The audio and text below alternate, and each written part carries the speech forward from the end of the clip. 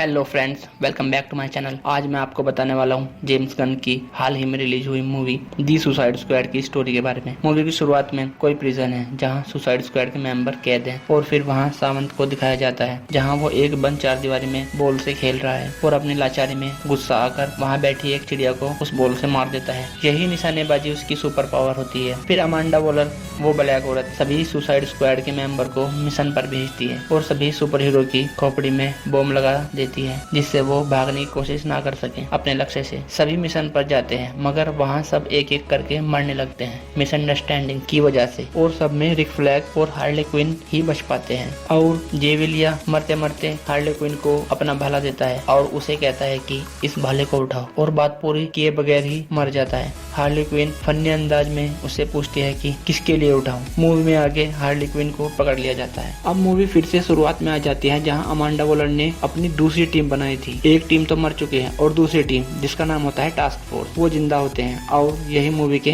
Main super hero होते हैं, जिसमें ब्लड स्पोर्ट यानी इद्रिस एल्बा, पीस मेकर यानी John Cena, polka dot, rat catcher 2 और किंग शार्क होते हैं। फिर मूवी में आगे दिखाया जाता है कि टास्क फोर्स किसी जंगल में जाती है जहाँ ब्लड स्पोर्ट कहता है आज रात हम यहीं डेरा डालेंगे। सभी सो जाते हैं। तभी पोल्का डॉट को मोटे मोटे पिंपल्स आने लगते हैं जिन्हें वो निकालने जाता है। उसे ये सब करते हुए ब्लड स्पोर्ट देख लेता है और वो पोल्का डॉट से पूछता है कि ये तुम्हें क्या हो रहा था, और पोल्का डॉट कहता है कि ये मेरी सुपर पावर है। तभी रेड कैचर 2 का चूहा ब्लड स्पोर्ट को इन इशारे से बताता है कि किंग शार्क यानी ननावे रेड कैचर को खाने वाला है, और ननावे उसे निकलने ही वाला होता है कि ब्लड स्पोर्ट एक हाईटेक बंदूक से ननावे पर वार करता है जिससे ननावे रेड कैचर को छोड़ देता है। और सब ननावे से पूछते हैं कि तुम हमें क्यों खाना चाहते हो। किंग शार्क कहता है कि मुझे भूख लगी। रेड कैचर कहते हैं कि भूख लगी तो तुम हमें भी खा जाओगे। फिर वो अपनी डिवाइस से बहुत सारे चूहे बुला लेती है। यहाँ पर दिखाया गया है कि ब्लड स्पोर्ट को चूहों से डर लगता है और फिर किंग शार्क से सभी की दोस्ती हो जाती है। फिर वो आगे बढ़ते हैं जहाँ पर उन्हें जंगल में बीचों बीच एक अड्डा दिखाई देता है जिसे वो दुश्मनों का अड्डा समझते हैं और वहाँ के सभी आदमियों को मार देते हैं।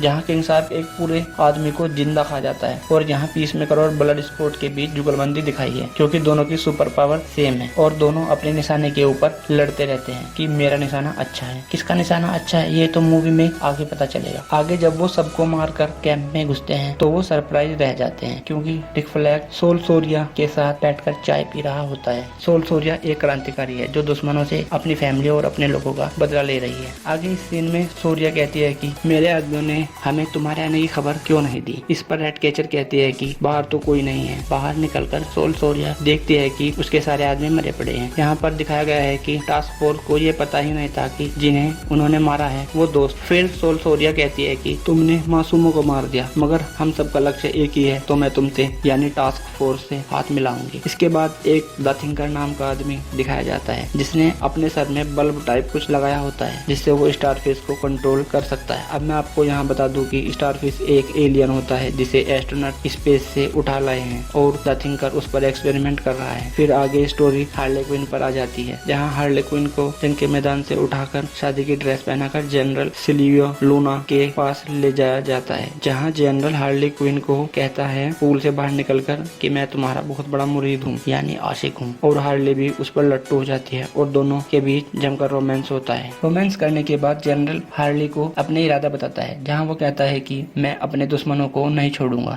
सबको बर्बाद कर दूंगा, यहाँ तक कि उनके बच्चों को भी नहीं छोड़ूंगा। पीछे हार्ली ये सब सुन रही होती है और बच्चों का नाम आते ही हार्ली जनरल को गोली मार देती है और कहती है कि मेरा जब पिछली बार ब्रेकअप हुआ था तो मैंने तभी सोच लिया था कि अब जब भी बॉयफ्रेंड बनाऊंगी तो उसके लक्षणों पर गौर करूंगी और बच्चों को मारना कोई अच्छा लक्षण नहीं। फिर आगे हार्ली को वहाँ के गार्ड द्वारा पकड़ लिया जाता है। इधर अमांडा वॉलर अपने टास्क फोर्स टीम को द थिंकर के बारे में बताती है कि जाओ उसे पकड़ो, वो एक क्लब में मिलेगा। और ब्लड स्पोर्ट अपने सभी साथियों के साथ वैन में क्लब पहुंचकर थोड़ा एक्शन करके द थिंकर को पकड़ लेता है और मेन बिल्डिंग यानी मिशन योटेंगहाई में जाने की तैयारी करता है। इधर हार्ले क्विन को वहां के मेजर ने एक बंद रूम में लटका रखा है और उसे बिजली के डंडे से शॉक दे रहा होता है कि बताओ तुम्हारे साथ और कितने आदमी हैं। इसके जवाब में हार्ले क्विन कहती है कि 61-62। मेजर उसे फिर शॉक देता है। इस बार हार्ले बेहोश होने का नाटक करती है। यहाँ पर वो बेहोश होने से पहले डायलॉग भी कहती है कि मैं दुखियारी बेचारी, बचा के मुझे तुझे कोई निभा ले यारी। इधर कोलिन रिक फ्लैग को बताया जाता है कि तुम्हारी एक मेंबर यानी हार्ले क्विन अभी जिंदा है, जाओ उसे बचाओ। फिर रिक फ्लैग कहता है कि मैं बिल्डिंग यानी मिशन योनटैंग हाई पे जाने से पहले मिशन हार्ले क्विन पे